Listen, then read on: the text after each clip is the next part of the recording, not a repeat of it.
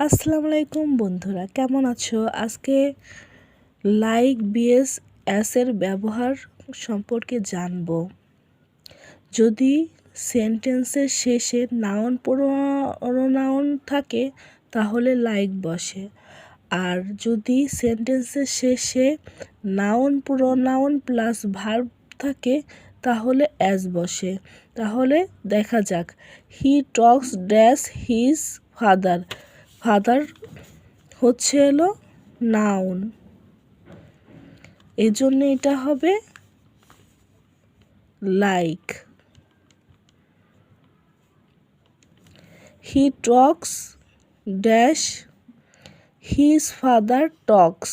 এখানে father noun আছে এবং ভার্ব আছে,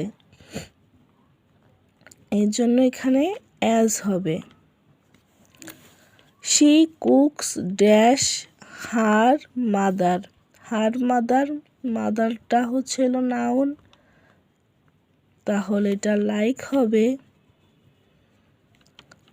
she cooks dash her mother's cooks. Mother noun, cooks verb, এই কারণে এটা অ্যাজ হবে। She sings dash a bird. এটা করবা, কমেন্টে জানাবা। আশা করি বুঝতে পেরেছো।